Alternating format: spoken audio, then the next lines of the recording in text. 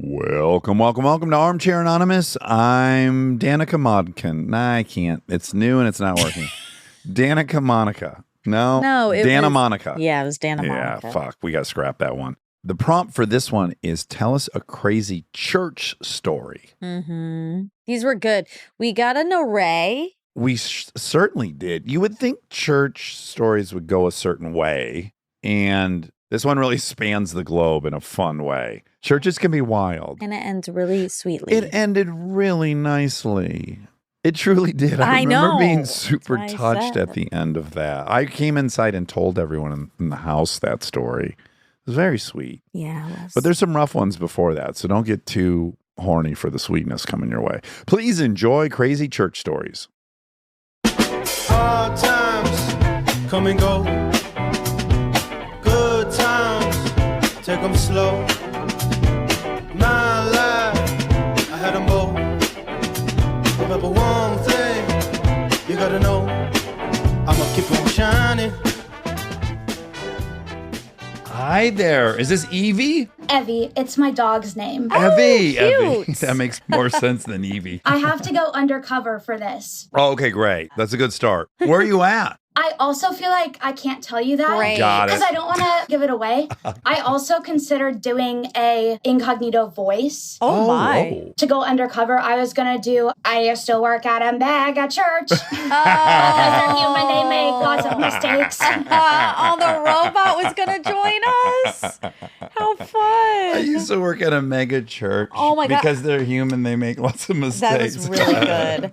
But also, I feel like the robot would get somehow like sucked into the mega church for sure. Because it's where a good boy would go. It's where real boys go. Yeah. Okay. Well, with however many details you can give us, set up the stage for your crazy church story. Okay, so this was 2 years ago, and I worked for an evangelical multi-site megachurch. So these productions every Sunday had insane production value.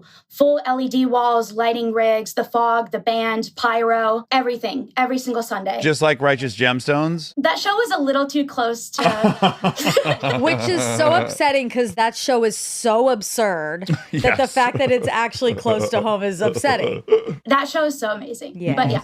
So this Sunday was an extra big production. It wasn't Christmas, it wasn't Easter, but it's something that we celebrate every year. My job on this Sunday was to be in charge of having a whole bunch of kids join in the Intermission show. So I was working under that site's stage manager. She said, have the kids go here, run through the audience, throw out some beach balls, go down on electric scooters with some LED stuff. Oh my God. They're playing like Dua Lipa in the Beatles. But at the end, we were all supposed to gather in front of the stage, lock arms, and then like sway to the end of the song. And then at the very end, they were going to do this giant hit with all the kids cheering, the drum going crazy, the lights, the fog, the beach balls, everything. Really quick, were the kids going to rehearse at all, or they would be pulled out of the audience and just expected to somehow know how to do all this? The stage manager ran through it with me, and it was my job to just tell them when these kids showed up, I'm going to tell you when to go, but this is what you're going to do. No rehearsal. No, I was going to do it with them. So that would kind of help. They could watch me if they needed. And so our cue starts going. They start playing the Beatles song.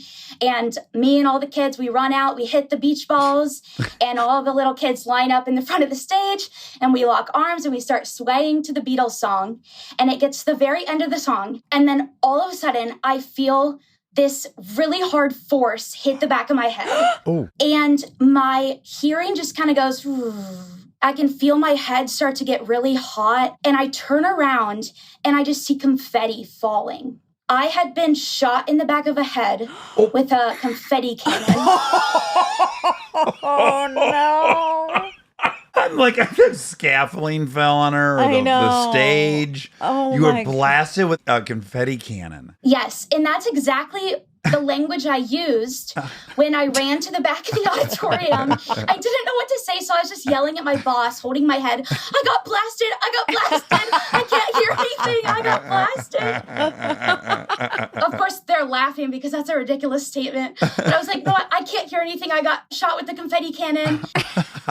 Oh, at a church. How did we end up here? Yeah, exactly. I know. I'm like 22, and 22-year-olds, they're like, whatever, it's fine. I want to stay in the game. So I'm trying to act normal and do the rest of my job, but time just kind of started moving slower, and my head starts hurting and getting all red and bruised. And so at that point, I was like, maybe I have a concussion, whatever. God will save me. I'll just go into like a quiet room by myself in the dark and sit for a couple minutes. But as soon as I got in that room, the act was up. I called my dad and I was like, Dad, I got shot in the head and it hurts really bad. Oh my God, shot in the head. I had a concussion, so my thought wasn't in my dad's best interest. This is worse than your injury, what you just did to your dad. I'm so sorry, Dad. But I explained what happened. I feel bad laughing. What else can you do? I know. Yeah, so my dad was obviously very angry that I had been put in this position. It could have been one of the kids even. Might have ripped a kid's head off, a little one. Ugh. I know. He was like, you need to go to the emergency room and they actually need to check you out. And it was a rough year after that I had symptoms from the concussion. Really? Like headaches and stuff? Yeah, headaches and just stimuli sensitivity. I would get super bad migraines. But the weird thing was that my car sickness was so bad. Oh, you almost had vertigo or something. Yeah. Yeah, and whiplash from getting shot in the From the head. force of the cannon. I asked someone that works for a fireworks company near us what one of those shoots out, and they said it can shoot up to 1,800 PSI out of those industrial confetti cannons. I mean, I was like a foot away from it, right into the back of my head. Are you still affiliated with that church? No. Was your dad affiliated with the church? No. I could imagine being like, get away from out there. of here and don't ever go back there. I do want to add a counterpoint. As much as I'm laughing at it. Also, it sounds really fun. Like the show you just described. That might be part of the problem.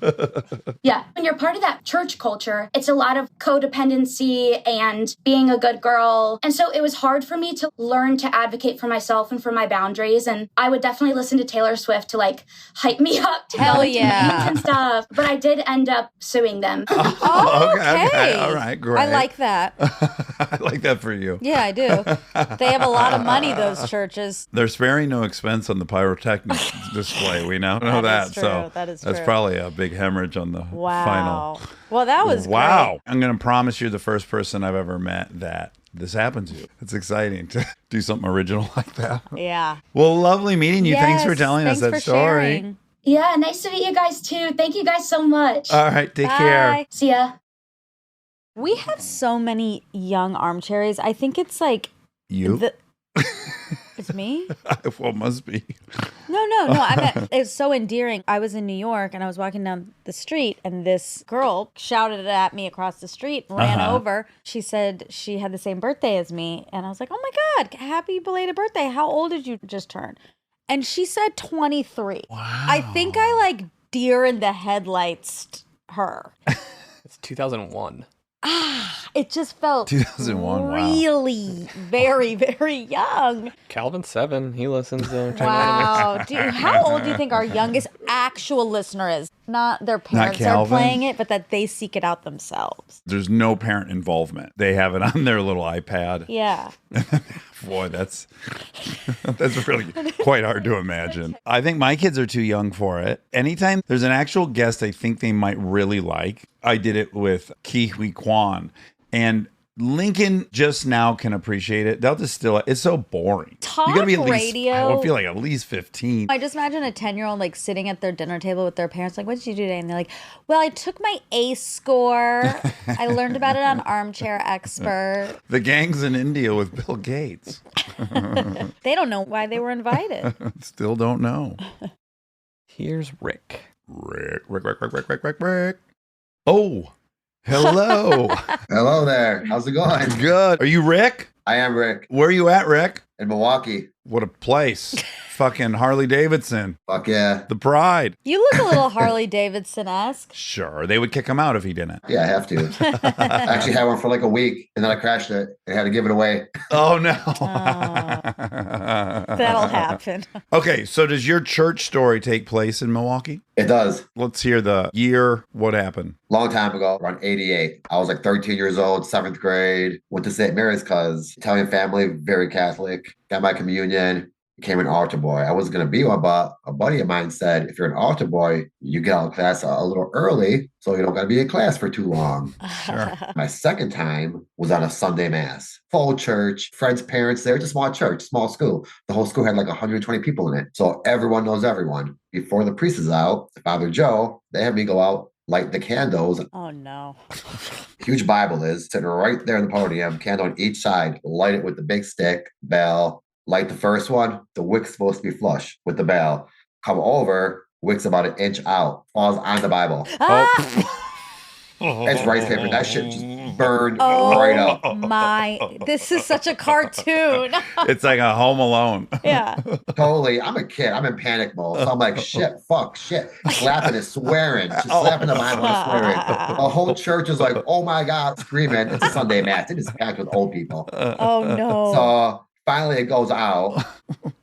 A friend's dad who's in church comes up. I go in the priest chambers. The priest has no clue. He hasn't come out yet. They tell him. He just grabs a new Bible, acts like whatever. So we go back out there as all the communion is getting given. I'm the crumb holder. So I'm holding that little glass pan when people get their communion. And as they come up, they look at me like I'm a demon. Everyone's fucking staring right in my eyes. My friends' parents, teachers, just staff. The priest tells my mom, I should bless your house after this because, he burned the Bible. Oh, okay. My mom's like, all right, come over. So it's on a Friday. She decides for the priest to come over. Leaves me home from school. He comes full white gown, looking like a pope. He brings a little chalice. It's like a wand with a ball on the end with holy water in it. He blesses every room, living room, our dining room, just splashing holy water, kitchen. What is going on?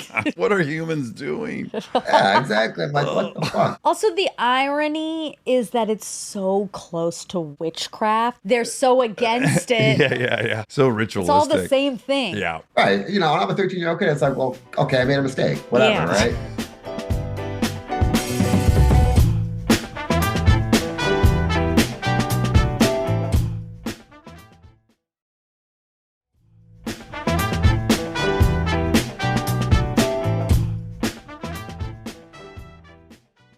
So gets upstairs, 3 bedrooms. We had a small house, but they're all kind of right next to each other. Older brother, we shared a room. He was going through his satanic phase. Yeah, D.O. Oh, yeah. So he pops open our door. My mom didn't think he was going to go into any rooms and do the shit.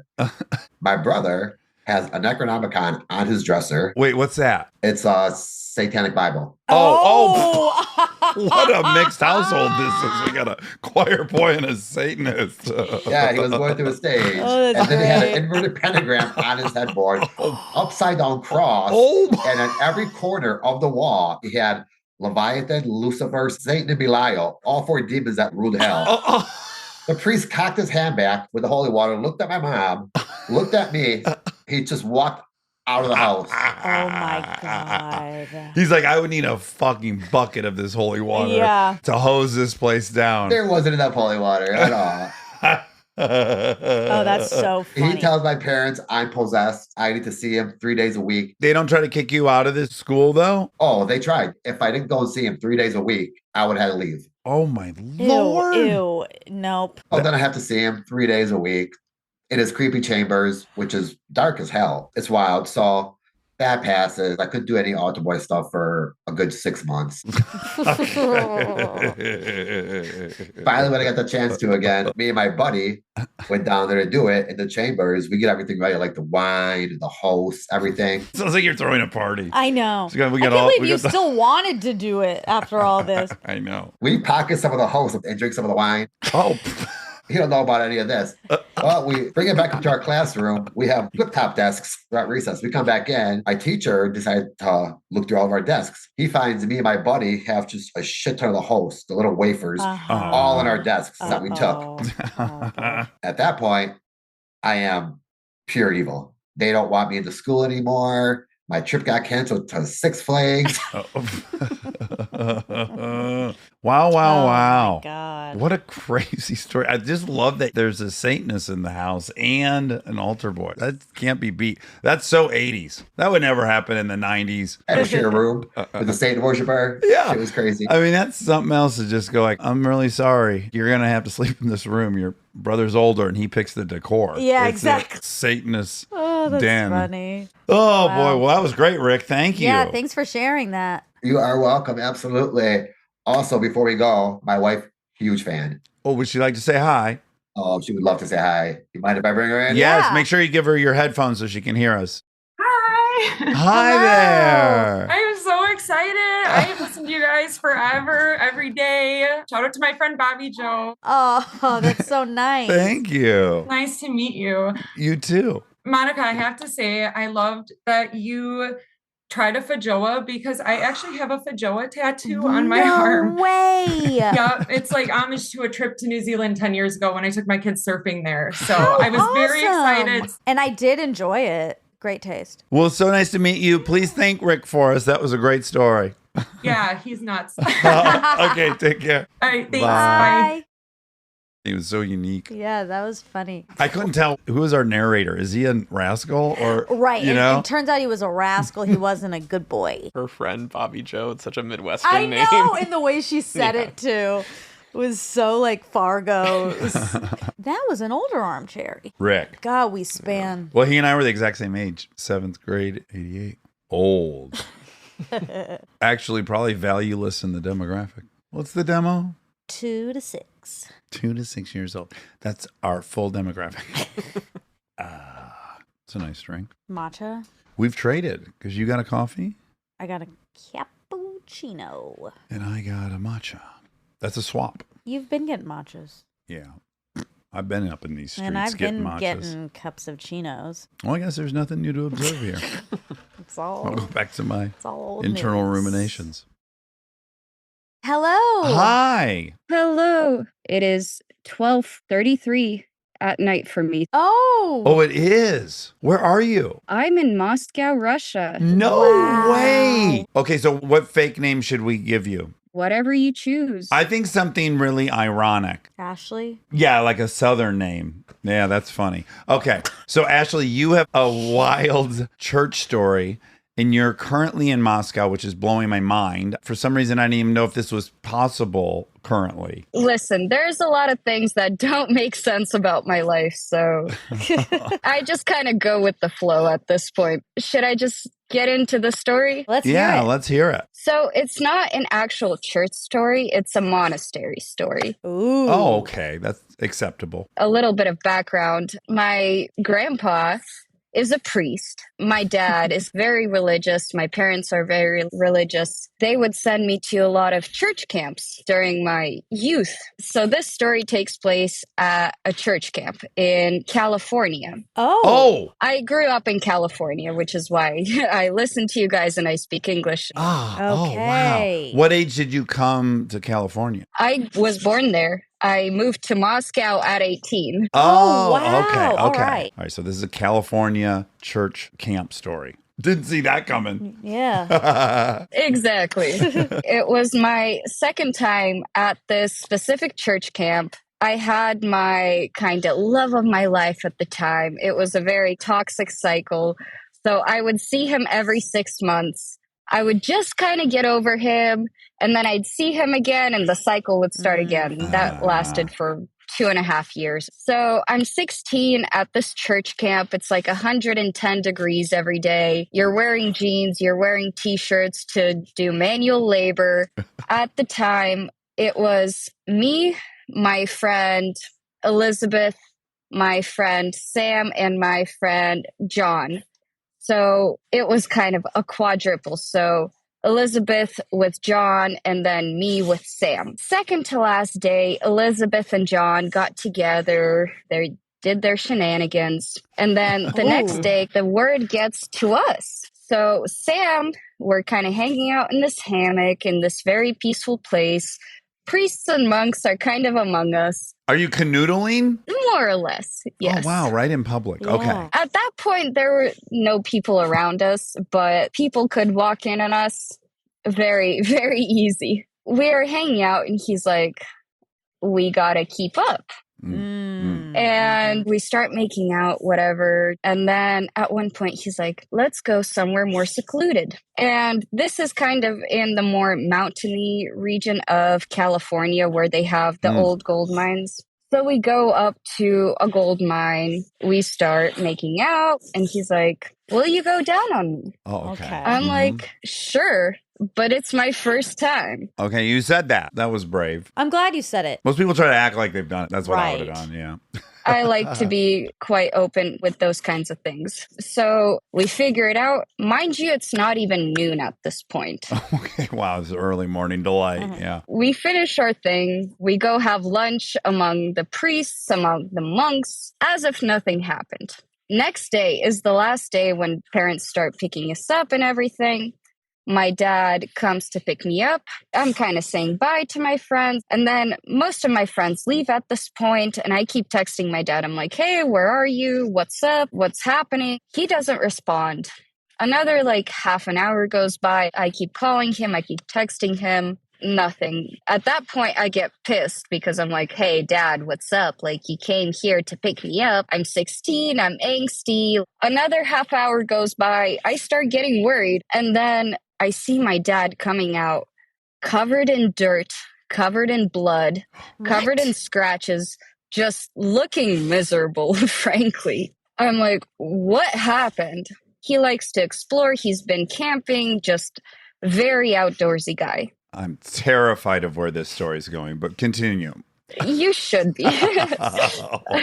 He tells me, he's like, I went to explore that specific cave, the one that I was at the day before. No. And I'm going around looking with my flashlight. I don't notice that there is a hole in the floor. So he ends up falling through the floor. He tells me it's 10 seconds at least, but time gets distorted. Yeah. So he tells me, I'm falling through this old gold mine hole. Oh my God. And he's like, my life flashes in front of my eyes. And then eventually he lands in water. Oh thankfully. My God. He's like, okay, if something happens, probably nobody will find him. Ugh. And then eventually he tells me, I see this one beam of light. If there's a beam of light, that means there's an exit. So after a half an hour, after climbing through the rocks, he kind of gets out with minor scratches, minor injuries, gets back to me and just takes us home. But what that meant for me, I was punished by God for whatever I did the day before. Oh, no. And that gave me trauma for about 4 years. So I couldn't give that to anybody else. You caused that. You just make yourself asexual for the next 4 years? Not asexual, but still, it left an impact. The stories we tell ourselves. I thought your conclusion was going to be, wow, I could have fallen through the same area of the cave. I actually thought maybe your dad was going to find your underwear. I thought he was going to walk around the corner and see what was happening. And then I don't know why he got bloody. Maybe he fought the young man. I had a lot of options on the table. But this is classic religious guilt. That was the takeaway. You were responsible. Yes. Everything's your fault because you're bad. Yeah. Didn't really stop me from doing other bad things. In my teenage years, of course, I kept doing all sorts of stuff. Yeah, and then you just feel guilty, and then you're in a cycle. Oof. Yeah. Exactly. And the funniest part was that next year, I met up with that same boy, the same toxic cycle, the same everything. And he's like, do you want to repeat what we did last year? I'm like, listen, dude, my dad nearly died last time. I'm not trying to kill him this time. Yeah. Oh, wow. Wow. That explanation has not often been given. What? At the request of Oral. Not too many people have heard. Well, the last time I did that, I almost killed my father. Yeah, exactly. Oh, right. Okay, of course. Oh, well, Ashley, that was quite an interesting twisty. Lots of turns. Twisty, turvy. Yeah. I mean, you can probably assume how the rest of my life went. I'm a California girl living in Moscow, Russia, so there's a lot of twists and turns. A lot of twists. Yes, a lot of twists and turns. Well, I'm so glad we got to talk to you. This has been a first for us, and we love that you're listening. I've been listening for like 2 years, and once I got the email, I was just so happy. So thank you so much. Our pleasure. All right, take care. Have a good day or night. Have a good night. Have a good sleep. You have a good day. Bye.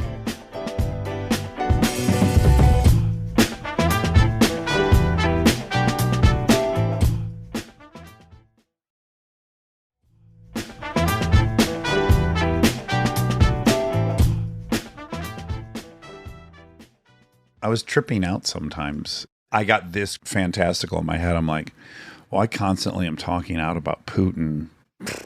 Constantly.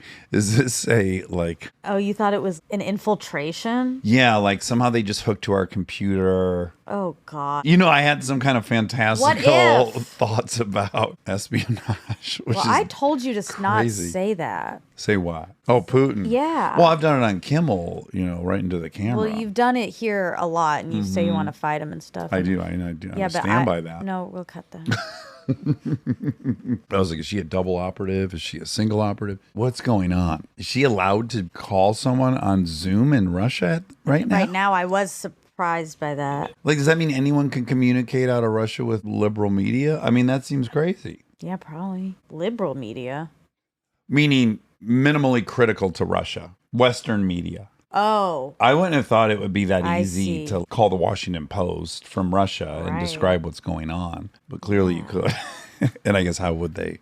How would they know? But they do track stuff there. Yeah, but there's VPNs and there's... Oh my God, I'm so scared. Scared for her now. Yeah.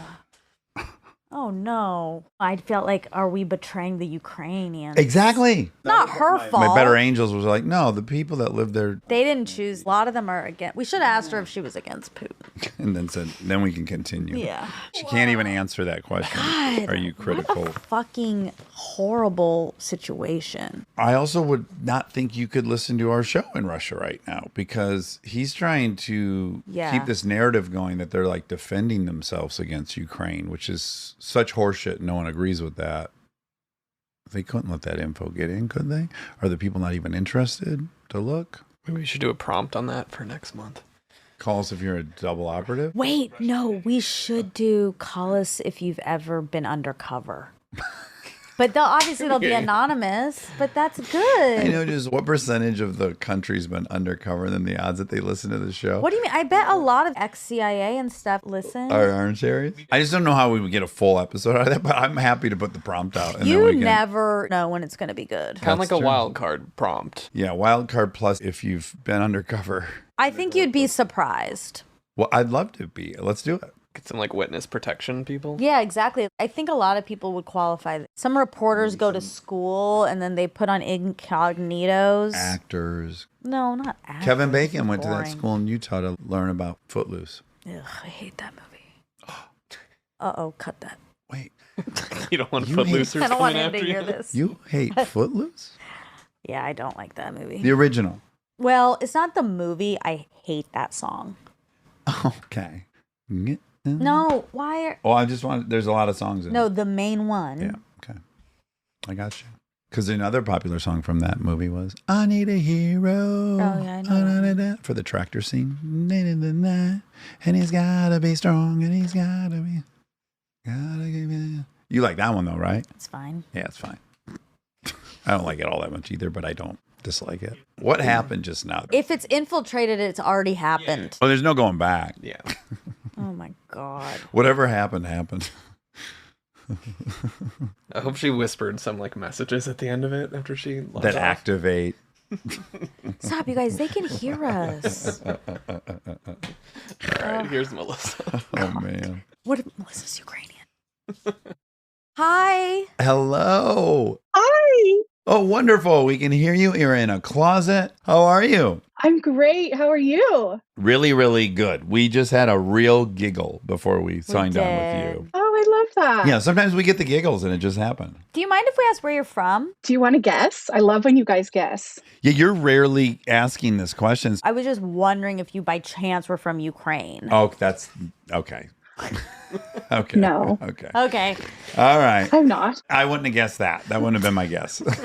Okay, what's your guess? Let's chat a little more. You're in this closet. It's yours, I presume. Yeah, it's very organized. It is mine. It's a very small closet. Great. Okay, you're Midwest. You're not Southern. You're not East Coast. Okay. You're not Wisconsin? No. Illinois. No, but I'm in northern Kentucky, Oh, right across from Cincy? right across from good old Cincinnati. Okay, Kentucky yes. to me is the South. It is, but the first 5 miles of northern Kentucky is really Cincinnati suburbs. So you would never think of Cincinnati as the South, right? No. But then that bluegrass starts. And then the bluegrass starts. Yeah. God's country, as they say.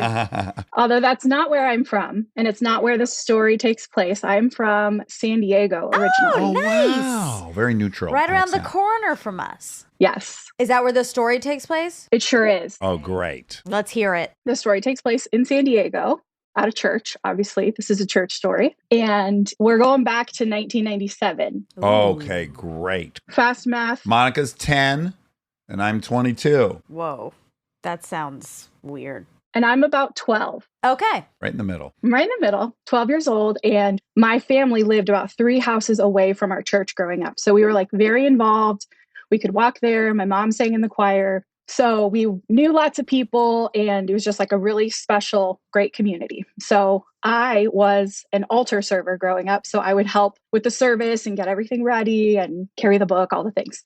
So one Sunday I'm sitting kind of on the side of the congregation. And so I can see everybody and I can see everything. And I'm sure I'm daydreaming or thinking about something else. And I hear someone crying. It's not like a moved by the spirit kind of cry. It's like a sob. Oh. It's like someone's not well. And I kind of like look around and I'm checking it out. This is like not normal behavior either. So I look around and I see this really old man. And he's sitting kind of in the front and he's sitting by himself and he's just sobbing. Oh, boy. I hate this story. It starts sad. And gets sadder.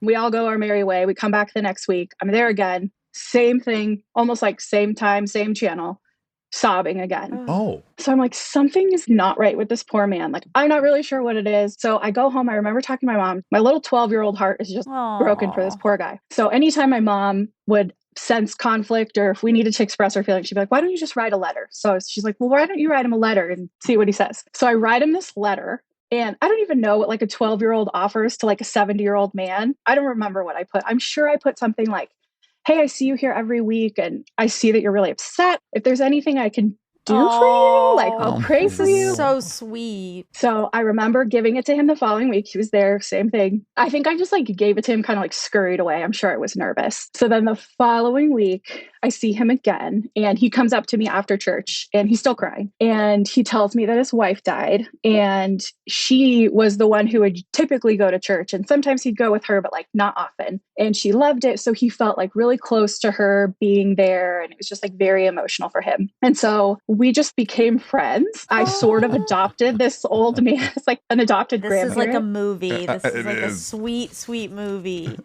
And as we get to know each other, I learn how just distraught he is over the loss of his wife. And he would spend all of his days at the cemetery. He would sit there.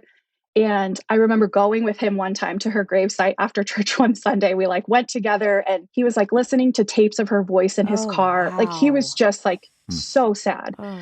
So I remember he came to like my 8th grade graduation and we'd take him like cookies at Christmas. And when I would see him, I would sit with him. And we sort of lost touch through high school, but like I sent him a graduation announcement, all the things, you know, we'd kind of keep in touch here and there. So then fast forward to 2011, I get home from work. Now I'm out of college, check the mail, and I have this big envelope in the mail from an attorney. And I'm like, this is weird. Oh, I fucking love where this is Me going. too, but don't say it. Okay. So I open the letter and inside I learned that my friend had passed away. And the reason I learned that was because in his will, he left me $5,000. Oh, this is so sweet. Fuck. It was really sweet. Yeah, it's overload. I was like so blown away. And I kind of vaguely remember him saying like, I want to help you pay for college, but I was young and he was old and I didn't take him seriously or anything. So I was shocked. And I wrote another letter, classic, to his family because I was the only person not in his family, in his will. So they're probably like, who the hell is this girl? Sure, like cause a family crisis. Who's this woman? Yeah. So I like wrote them a card and just said, so sorry for your loss. I really loved getting to know your father. And when I saw the prompt, I was like, I want them to hear like a happy church story. Yes. We all had all kinds of crazy church stories. Yes, I love this. We needed this one. Yeah, we really did. We needed a palate cleanser. That's so sweet. Your parents must have been so proud. I got to tell you, when my kids do things like that, oh my God, nothing makes me happier. Well, I had great parents and a great community. So takes a village, all the good people. Oh, well, what a pleasure meeting you, Melissa. Yes. That was really beautiful. Thanks for sharing that. That was lovely. Yeah, thank you. And I got to do my shout outs. I got to have my fangirl moment if that's okay. Of course. I want to shout out to my bestie, Kristen, who's my best friend, Erin Weekly. Everybody needs one. And I'm so grateful I have mine. Aww. We chat about you guys all the time. And all the umbrellas. I loved all the race to 35 to 270. Saved all of it. Thank you. I love getting new perspective from you guys. And I think it's so important that we all hear from all kinds of people. And I just love what you guys do. I'm so grateful. And I feel like you guys are old friends. It's so crazy to talk to you. Well, right back at you sincerely. Like the perspective you just gave is so valuable. It's not my perspective and it's so legitimate and valuable and beautiful. And I like being reminded of it. Yeah, I just think it's so special. We always have dialogue with the same kinds of people. And I don't believe everything you guys believe and vice versa, but I learn so much. It challenges me in good ways and in hard ways. It's just special. I think we all need to do that more. Oh my goodness. That's awesome. Thank you. I love that's that a really compliment. good compliment. Yeah. All right. Well, take care. Thank you. Bye. Bye. Holy I love smokes. that. What a great way to end it. Oh, that sad man. If Putin was coming for us and he heard that, he might change his mind. That might be how we got out of this situation. That's very optimistic. That's an optimistic take on a What if this whole thing, we dictator. actually turned his heart? Then we would get our, what's the award I want to win? A Peabody. Peabody. Jesus Christ. If we grinched Putin's heart, that'd be worth a Peabody. That'd be worth it. I want to stop talking about him. Okay. Okay, that was love you. Do you want to sing a tune or something? We don't have a theme song. Oh. Okay, great. We don't have a theme song for this new show, so here I go. We're gonna ask some random questions, and with the help of Armcherries, we'll get some suggestions. On the fly rhyme dish, enjoy.